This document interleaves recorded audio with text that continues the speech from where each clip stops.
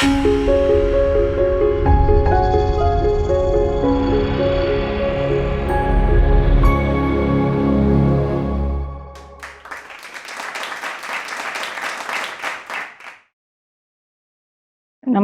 and Vande Mataram. And I would like to thank Indus University for inviting me to deliver a talk on the contribution of Netaji Bose and the INA in India's freedom struggle. So we have been reading since the last 70 plus years in our textbooks and in mainstream narratives that Gandhi's ahimsa, Mohandas Karamchand Gandhi and his ahimsa gave us freedom. But is this really true? During the past several years, due to the digital revolution, many of the researchers could voice their opinion on social media, and the truth is gradually coming out. So who actually gave us freedom? There are several books written on this by Anuj Dhar, Major General J.D. Bakshi ji, and many more authors and researchers who have thrown light about the contribution of Netaji Subhash Chandra Bose and the Azad Hind Fauj soldiers. So this question arises, did Gandhi's ahimsa really give us freedom? If Gandhi really preached ahimsa, then when Lord Chelmsford invited Gandhi to a war conference in 1918, Gandhi attended the conference and he agreed to help the British recruit Indians for their participation in the World War I. So he took an active role visiting places from one corner of the country to the other part and requesting the Indians to serve the British and fight on behalf of the British in World War I. And after this visit, after his meeting with Lord Chelmsford, he even wrote a letter to the British Viceroy. Chelmsford was then the British Viceroy of India. So Gandhi wrote a letter, and to quote exactly what he said, I have an idea that if I became your recruiting agent in chief, I might rain men on you. So this exact words are there in the book called The Patient Assassin by Anita Anand. So this book reveals a lot of facts about the truth about Mohandas Karamchand Gandhi. So if he had been a real preacher of ahimsa, he would not have visited places across the country to urge the Indians to fight on behalf of the British in World War I. So what was the result of that? Because of his request, lakhs of Indians joined the British Army to fight on their behalf in countries abroad. And around 74,000 Indians lost their lives in this battle. So who was responsible for that? Because during that time, Gandhi was a mass leader, and the British knew that only he could mobilize the people, he could urge the people to join the British forces. And that's what Gandhi did. And 74,000 Indians lost their lives, and that was not a small number. And Gandhi's role in Indian independence movement ended in the year 1942. So his Quit India movement of 1942 was a big failure. And after that, who led the revolt? Who led the fight? Who continued the fight against the British? Well, the fight against the British was a cumulative and consistent resistance effort put forth by lakhs of Indians from across the country since the time the British stepped on the Indian soil and started colonizing parts of the country. And one of the first movements joined where a large number of Indians fought against the British was the Sannyasi Rebellion of 1770. It continued till 1785, and generally, mostly pilgrims, they participated in this battle, and they defeated the British in several battles. And this particular rebellion, the Sannyasi Rebellion, it shook the British. And there were several other rebellions and until the 1857 War of Independence. The 1857 War of Independence shook the British completely, and they started thinking of ways how to break the people of India, how to break India so that the Indians don't get united to fight against them. And then there were many wars, small wars by kings of respective kingdoms across the country, and there were group revolts against the British, and many were thousands and lakhs were killed by the British. They were hanged to death, and many were sent to the Andaman jail. And at the end, after 1942, after the failure of the Quit India movement led by Mohandas Karamchand Gandhi, the ultimate fight was led under the leadership of Netaji Subhash Chandra Bose. So Netaji Subhash Chandra Bose formed the Azad Hind government in a foreign country, and it was in the year 1943, and the Azad Hind government was recognized by 11 countries, including Russia, and he further expanded the INA. The INA, the Indian National Army, was the armed wing of the Indian Independence League, founded by Ras Bihari Bose. And after Netaji became its president, he further expanded the INA and rechristened its name as the Azad Hind Fauj.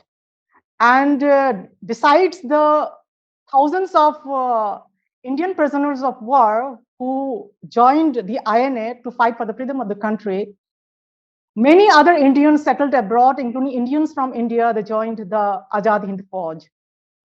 And Netaji Bose also created a women's wing called the Rani Jhansi Regiment. And initially, the Rani Jhansi Regiment had 1,000 soldiers, as narrated by Rama Mehta, whom I interviewed 2 years ago. And thereafter, many more Indian women, including girls, teenagers, they joined to fight for the freedom of the country.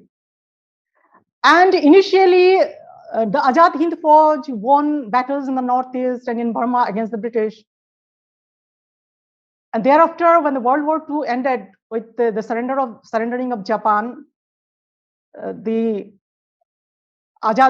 activities of the Azad Hind Fauj also stopped because they had the full support of the Japanese forces.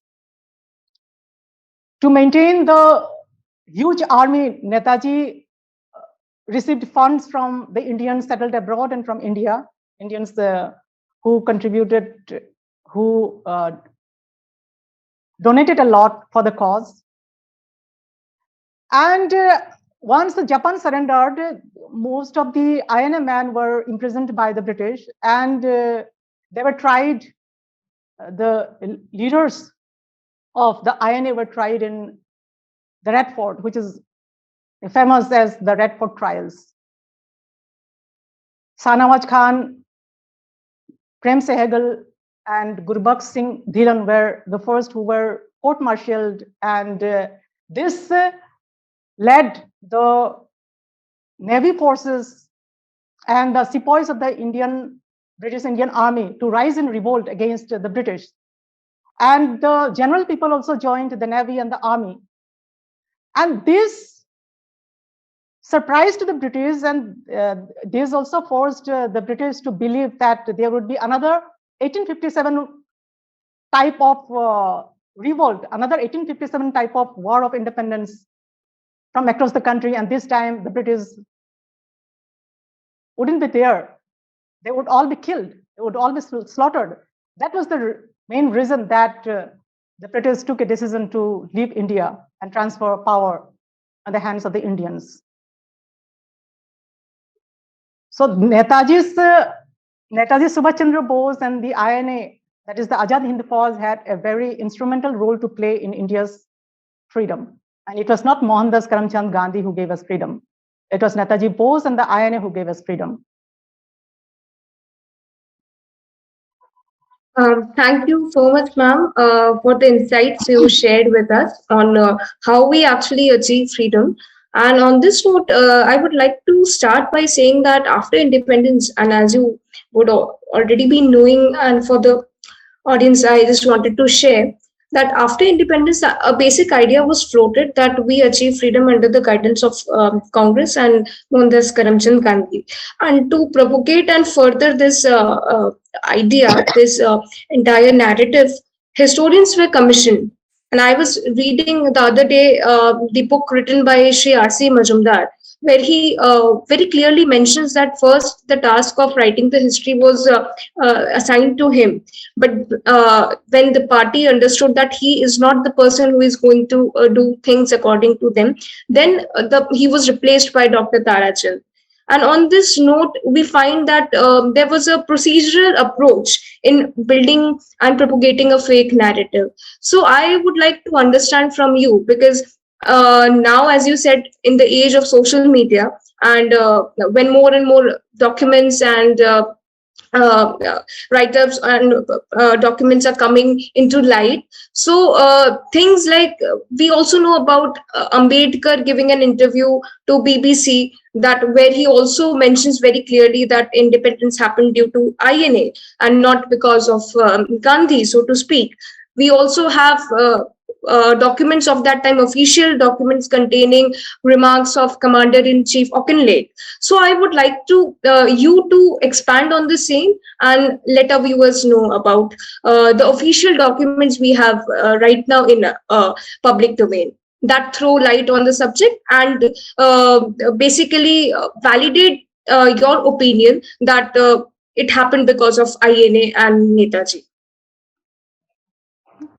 Yeah, as we have already told in a few words how there are several official documents to prove that it was Netaji Subhash Chandra Bose and the INA who contributed to the freedom of the country. And even when this documentation was also facilitated by Clement Attlee, the then British PM. And later he also confided that it was Netaji Bose and the INA who actually forced them to flee from the country. And when asked about Mohandas Karamchand Gandhi's role in the freedom struggle, he said that Gandhi's role was minimal.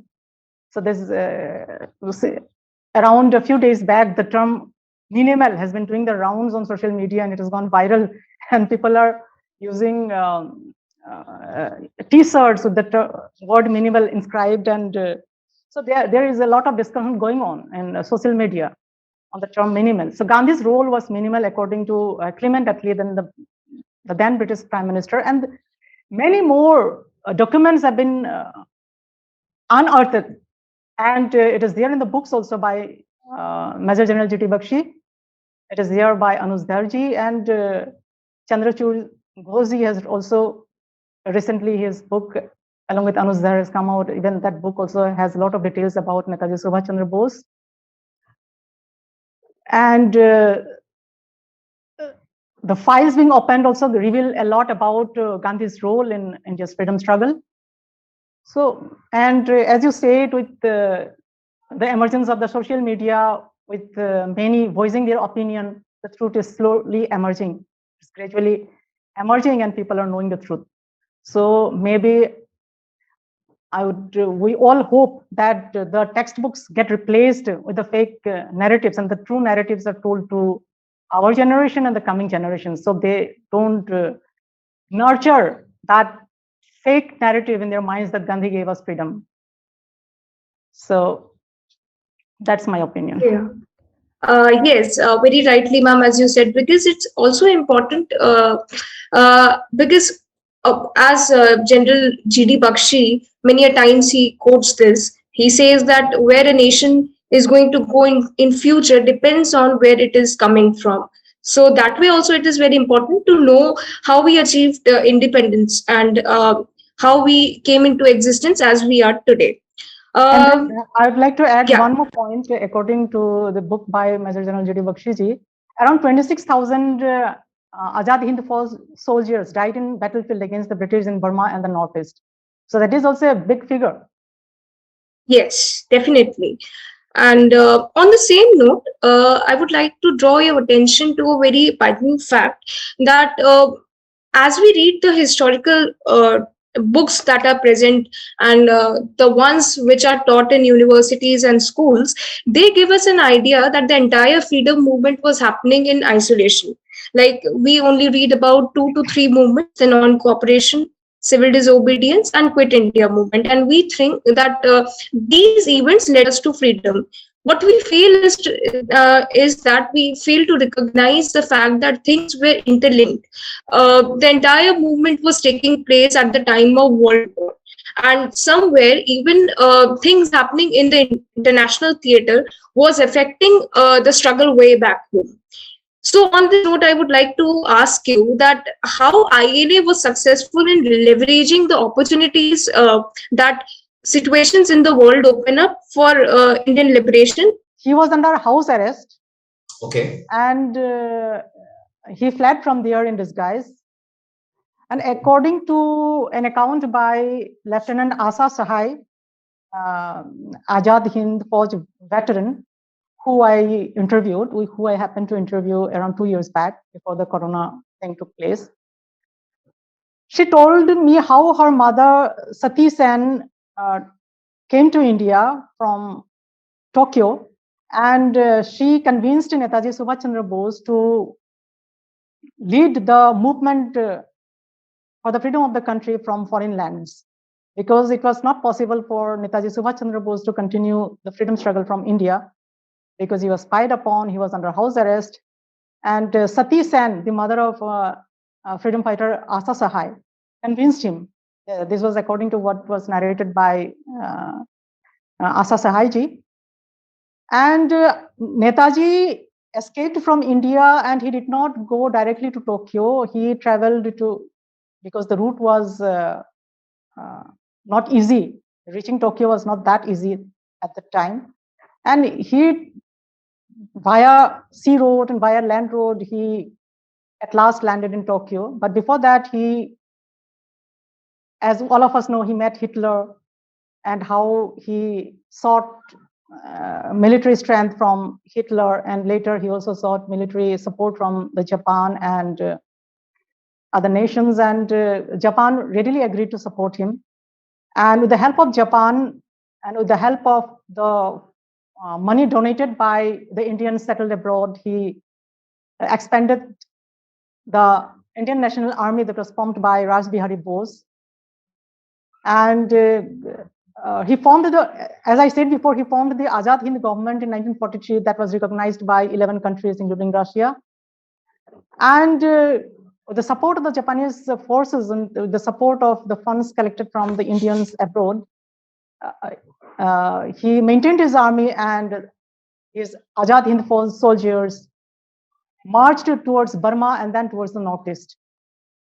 So according to one account by Parmanand Yadav Dadaji, who was a covert spy and a gunner in the Azad Hind Force under Netaji Subhash Chandra Bose, he narrated how he, along with thousands of Azad Hind Force soldiers and Netaji Bose, walked along the dense jungles and reached the northeast. And Parmanand Yadav ji started working as a medicine seller and in British posts, and he started giving information to Netaji Subhash Chandra Bose through that through his disguised stint, and through him and through more covert spies, Netaji Subhash Chandra Bose got a lot of information. Then that was how he planned his attack in the northeast, and Netaji, the INA came out successful, emerged successful. And it was because the the World War II ended and Japan surrendered, that they had to quit in between. Others, they were always already winning in parts of the northeastern Burma against the British. This is again related to what I said at the start. Yes. The question that you said is what I already told at the start, like how the INA trials, the first trials were done for Sanawaj Khan, Prem Sehgal, and Gurbakh Singh Dhillon, and they were court-martialed, and because of that, the Navy forces, the Indian Navy forces, and the Indian sepoys and the British Indian Army, they revolted against the British, and they started disobeying the orders of their British superiors in the army and the navy, and they came out openly in the streets to revolt against the British, and the general people, they also joined them. And seeing the mass movement, the British surmised that there would be another big 1857 type of rebellion, 1857 type of war of independence that would happen. And this time they would not be able to save themselves. They would be slaughtered. They would be killed. And before that happened, they took a decision to leave India. Right.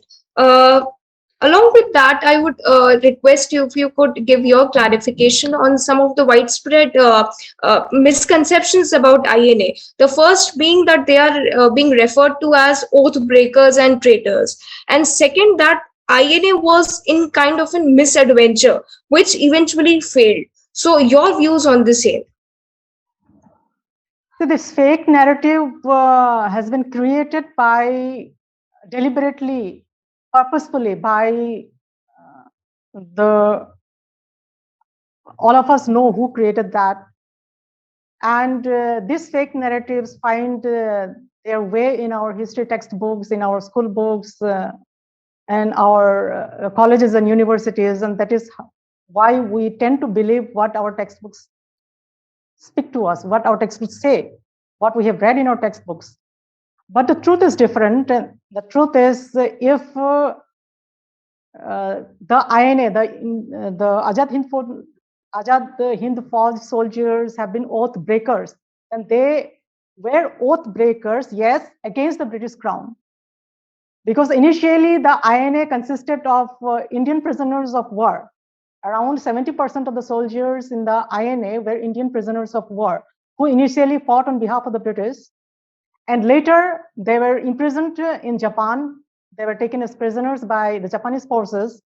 And there, Ras Bihari Bose, he had good relations with the Japanese government authorities, and that was how he tried to convince them to take those Indian prisoners of war in his army, the army wing of the Indian Independence League. And the Indian prisoners of war, they realized their fault, that they were working for the wrong cause. That is, they were working on behalf of the British, and it was the right time to fight for the freedom of the country under Ras Bihari Bose, under the INA. And later, Netaji Subhash Chandra Bose took the leadership of the INA, and he further rechristened the INA as the Azad Hind Fauj, and then he formed the Azad Hind government in 1943 that was recognized by 11 countries. And because they broke their oath against the British Crown, because they had all taken oath on behalf of the British to serve the British Crown, to serve the British Army, and they broke their oath, and they joined the freedom struggle movement. And that was how they were labeled. That was how they were tagged as oath breakers. But they broke their oath only for the sake of the freedom of the country, and they fought for the freedom that we enjoy today. And later on, the British left, but the stooges, they continued getting them tagged as oath breakers, as traitors. And after the British left, most of the Indian soldiers who worked in the British were taken in the Indian Army. And the Azad Hind Fauj soldiers who were already trained and who fought for the freedom of the country, they were not inducted in the Indian Army.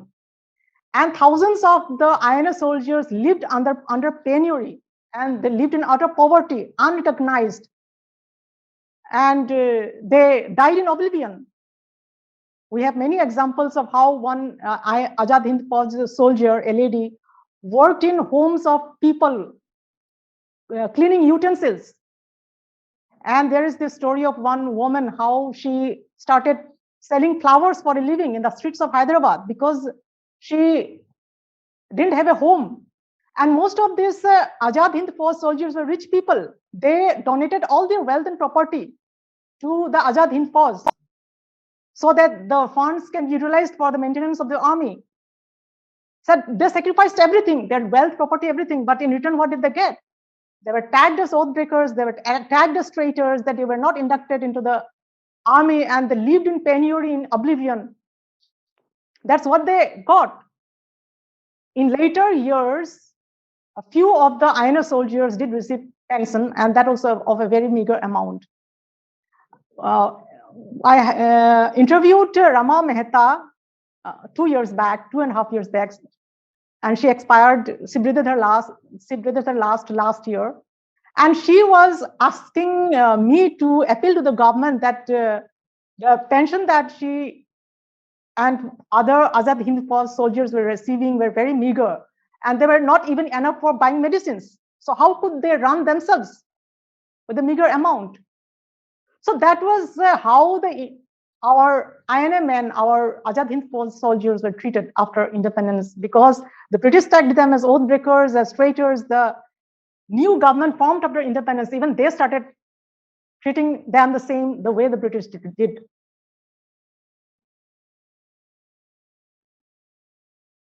Rightly, as you said, ma'am. So there is a certain problem with the nomenclature we use even after post-independence. Also, ma'am, many of the people are of the opinion, and because it's been shown that way, that INA was a misadventure. Like we speak about the valor of the soldiers, but not of the significance they had on Indian freedom. So, would it be right to say that they lost the Battle of Burma, but they won the final battle for freedom? Yes, then initially they did not lose battles in Burma. They lost. They also emerged victorious. They emerged victorious in the northeast, and because the Japan surrendered, they had to stop suddenly. Had Japan not surrendered, then the history would be different. But again, as you said, it was because of the INA, because of the Red Fort trials, because the INA men were court-martialed, that triggered another 1857 type of war of independence. And the main trigger was because of the INA soldiers who were tried in the Red Fort. Right, ma'am. And also, you let us know about the fate of the INA warriors who gave their all for the freedom of the nation and what they were subjected to post independence.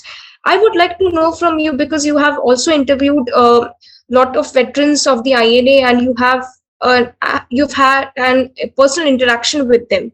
So, how many of the veterans you have personally interviewed, if you can tell our viewers, and what was your experience? Any important thing they shared with you, which you would like to share with us? Yeah, I had interviewed Sri Jagram Dadaji. We would all call them Dadaji now because they are nearing 100 years, and few of them have crossed 100. And Jagramji was the personal bodyguard of Netaji Subhash Chandra Bose for 13 months. And when he was the bodyguard, and along with Netaji Bose, they were traveling to Singapore, there was an attempt to assassinate Netaji Bose. And he, along with more Azad Hind Fauj soldiers, thwarted the attempt. And he said that Mohandas Karapchand, Gandhi, and Nehru betrayed the nation. And whatever the Netaji Subhash Chandra Bose did for the nation, and whatever the INA soldiers did for the nation, have not been recognized. And Recently, the Modi government, the government invited a few INS soldiers to the Republic Day parade, the 70th Republic Day parade. And last year, PM Modi also felicitated few INS soldiers at the Victoria Hall in Kolkata. And after so many years, they are recognized by the Indian government. And we have started to celebrate Netaji Bose's birth anniversary also at the national level. I happened to talk to Parmanand Yadavji. I would again call him Dadaji. He was called Mahashay in the Singapore Azad Hind Fauj unit. Mahashay because he was like a teacher to all the fellow freedom fighters. He used to motivate them by drawing anecdotes from our ancient epics, especially the Mahabharata and the Ramayana. And he used to sing patriotic songs for them. And when I and Devnit Lamba, my team member from My India, My Glory, we visited him, he also recited to us 2 songs, which he used to sing for the fellow freedom fighters in Singapore at the INA unit, at the Azad Hind Fauj unit. And he worked as a covert spy and a gunner. As a covert spy, he disguised himself working as a medicine man, a medicine seller in British posts.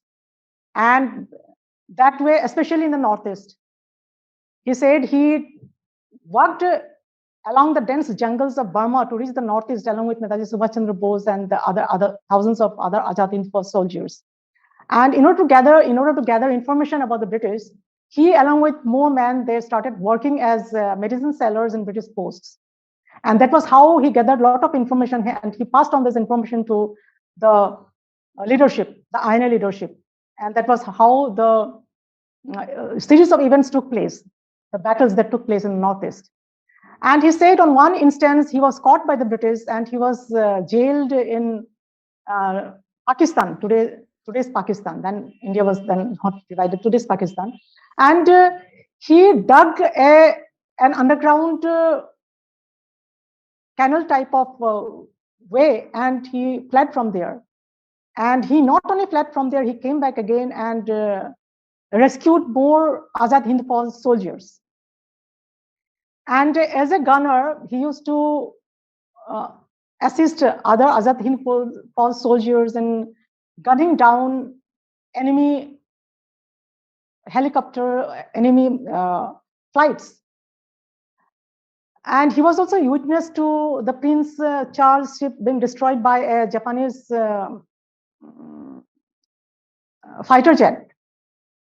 There were hundreds of Britishers in that ship, and how a Japanese soldier, a Japanese pilot, he committed a suicide attempt by flying into the ship, and all the British soldiers in that ship were dead, and he was witness to that. So this way he narrated to us many incidences of the INA and the battles. And I also remember meeting Lieutenant Asa Sahai-ji. As I already mentioned, how her mother played an instrumental role, her mother Sati Sen played an instrumental role in convincing Netaji Subhash Chandra Bose, when he was under house arrest, to come to the foreign lands and lead the movement from the front. And Asa Sahai was only 16 years old when she wanted to join the Azad Hind Fauj, but as she was very young, Netaji asked her to wait for some more time, and at the age of 17, she joined the Rani Jhansi Regiment. And after 6 months of rigorous training, she was promoted to the post of lieutenant. And there is also, I remember one incident that is not from an interview, but I generally post on social media about the role played by Azad Hind Fauj soldiers in India's struggle for freedom. Today I posted about Neera Arya. Not many of us know about her. Neera Arya joined the Azad Hind Fauj when her husband was already a CBI officer under the British. But their ideologies were different and their opinions differed.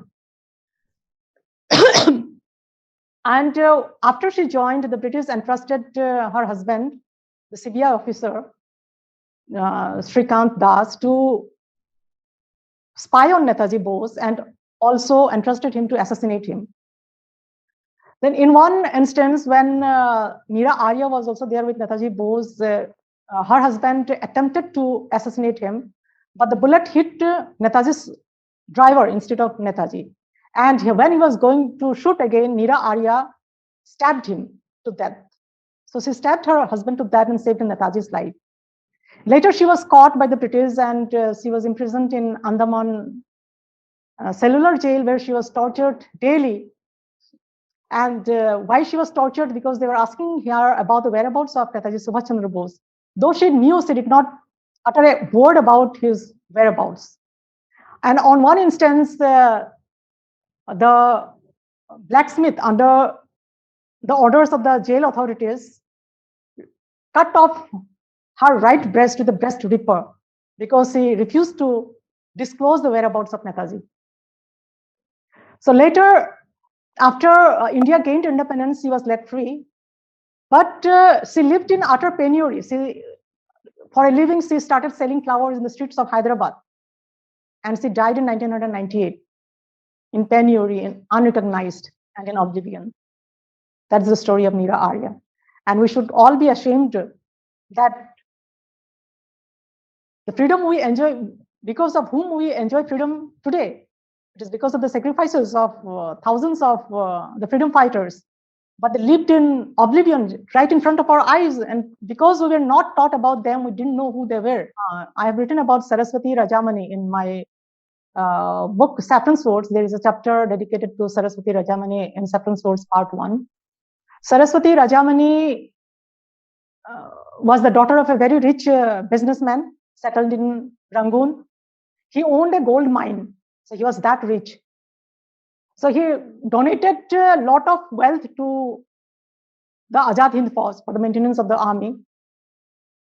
When Saraswati Rajamani was 10 years old, Mohandas Karamchand Gandhi happened to visit their home. While the entire family were discussing at the living room along with Mohandas Karamchand Gandhi, 10-year-old Saraswati Rajamani was practicing the art of shooting on the backyard of their house. When Mohandas Karamchand Gandhi inquired about her, they escorted him to the backyard. When Gandhi saw her, he was surprised that a young girl of 10, why she was practicing violence and why was she practicing the art of shooting. And he tried to make her understand. And he preached non-violence to her. But Saraswati Rajamani, who was still not looking at Gandhi, but still practicing the art of shooting, she just replied bluntly that her country wasn't free and she would not rest until the country is free. And when she would grow up, she pledged that she would kill at least one British officer. So that was her reply. She did not pay heed to the teachings of Gandhi's non-violence. And Saraswati Rajamani was 16 years old when Netaji Subhash Chandra Bose delivered speeches in various parts of the world. And "Tum mujhe khoon do, main tumhe azadi dunga." Give me blood, I'll give you freedom. These lines motivated Saraswati Rajamani a lot. And she was so motivated that she donated all her gold and diamond jewelry to the Azad Hind Fauj for the cause of the freedom of the country. And later, when Netaji Bose came to know about that, she came to Saraswati Rajamani's house to return the ornaments. But she was adamant not to take it back. She said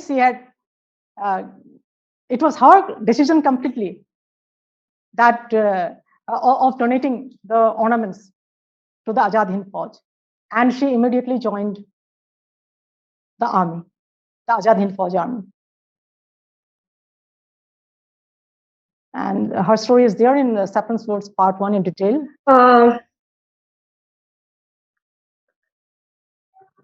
Yes, ma'am. So, as you've been narrating about the IRA veterans, you told us about Saraswati Rajamani ji, Asha Sahai ji, and also Neera Arya, about whom you just wrote today. So, as we know, they were all women and they took active role in the war. They were just not there for a symbolic representation of women empowerment, but they actively took part in the war and played significant roles. So, I would like you to highlight upon this fact. What was Netaji's view regarding women, and the fact that he was the one who founded Rani Jhansi Regiment and inducted women in the Indian Army. So, how progressive was he when it came to women? Yeah, this was the question that I asked Rama Mehta, late Rama Mehta, Dadiji, I would like to say. And I was fortunate that I could interview her, and 2 years later she breathed her last. And she was inviting me to Mumbai so that we could have a face-to-face interaction, and that didn't materialize. So I feel very sad that it didn't materialize. So I asked the same question to Rama Mehta ji, and she said that Netaji's boss believed that women should also dare to fight, that the women should not be left behind. And because there were many women who were ready to fight for the freedom of the country, he created a different wing called the Rani Jhansi Regiment. And he used to address all the women as Rani Jhansi. He used to address each and every woman of the Rani Jhansi Regiment as Rani Jhansi. And he cared for them a lot. He used to visit the Rani Jhansi Regiment once in every week. And the soldiers followed a very disciplined life. And he also took utmost care for the security of the women. And once it happened that Rama Mehta ji was looking after the Rani Jhansi Regiment unit at night. She was guarding the unit, and while walking around the unit, she fell in a hole and injured her leg.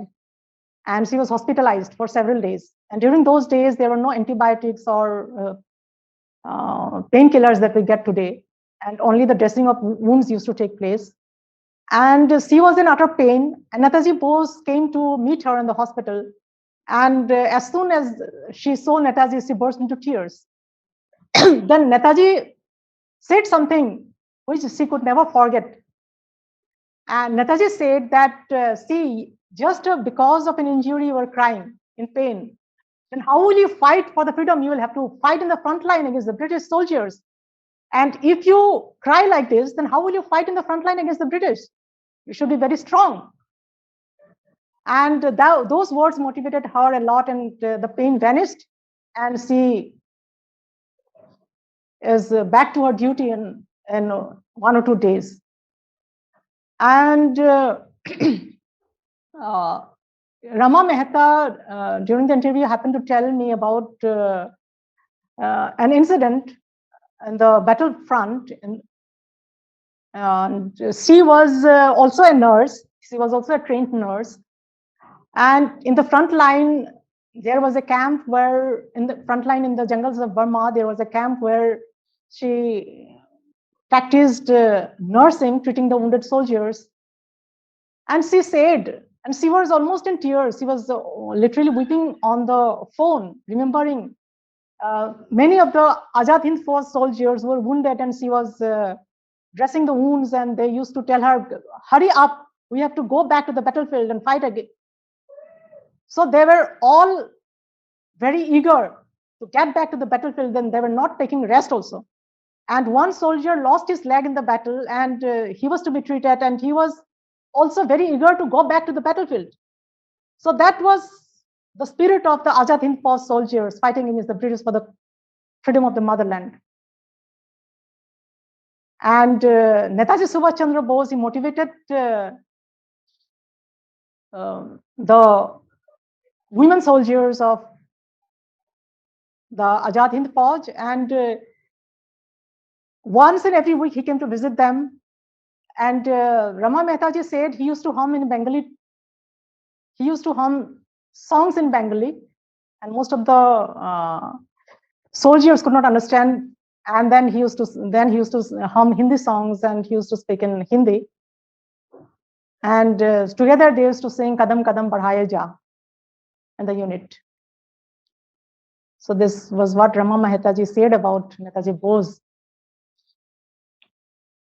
Right. So, ma'am, we can say in this time and age when there's a lot of talk about pseudo feminism and also regressive practices against women across the world in different parts of the globe. So, what Netaji proposed, his idea of women empowerment, or the role he wanted women to take up, that can strike a balance and show the women of this great nation that things they can do, and along with rights, they also have duties to perform towards the motherland. Yeah, I would like to add another thing. This interview is in detail in a chapter in Saffron Sports Part 2. So you will get to know a lot of facts about Netaji Subhash Chandra Bose and Lieutenant Rama Mehta in the book. Right. Yes, ma'am. There is those of us who have read that the first part, we know there are some of the chapters. So, ma'am, your second book is also coming. So, in that book, will there be any chapter on any INA veteran or any freedom fighter post 1857? If there would be any story to look forward to. There are 52 episodes in detail. This time, last time, Saffron Swords had 252 pages with 52 episodes. This time, there are 412 pages with 52 episodes. So the stories are more in detail with references, with a lot of more references, adding to the credibility of these stories. Yes, there are out of the 52 episodes, dating back from the stories dating back from the 8th century to 1947. There are several episodes on the freedom movement of post 1857. In fact, on the freedom struggle against the British. And yes, there are 2 chapters on INA veterans. One is an interview on Lieutenant Rama Mehta, and another is on Krishna Bahadur Mukhia. He was the driver of Netaji Subhash Chandra Bose. He was also a mechanic. He was also a wrestler, and his story is also there in a chapter in the book. Right, ma'am. Right. So I think we have covered all questions from the viewers. So my last question would be to you that many of us do not know about this fact that even Veer Savarkar ji, he also spoke in high regard about Netaji and the INA. And even after independence, when he was asked once that his opinion on how we achieve freedom, he said that it was INA, the exploits of the INA that led to freedom. So, but then about Savarkar ji, that he had these opinions as well, viewpoints as well. Most of us are unaware of this fact. So, your view on the relationship Savarkar ji shared with Netaji, and he also thought about creating a rebellion like 1857, about which he wrote in his book, The 1857. So, if you could elucidate on that. Yeah, there have been misinterpretations regarding the relationship between Veer Savarkar and Netaji Subhash Chandra Bose, and majority of us today, even many of us who believe in Savarkar, many of us who believe in Netaji, so people from both the parties, because how have been these parties created? Because of the fake narratives, because there have been a lot of fake narratives on Veer Savarkar. He has been put in bad light in the textbooks and in mainstream narratives, and only recently he has been in the good books of most of the Indians. because of this book by this book on Savarkar by the historian Sampatji. Vikram Sampatji. And now, because of that, people are starting to believe what Savarkar did for the nation. And similar is with the Netaji Subhash Chandra Bose. So different factions have been created because of the fake narratives. And still today, many of us who believe in Savarkar, who believe in Netaji, still have this opinion.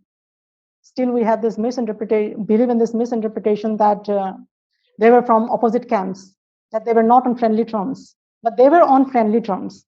It is because it has been portrayed in the other way that we are tending to believe the fake narrative.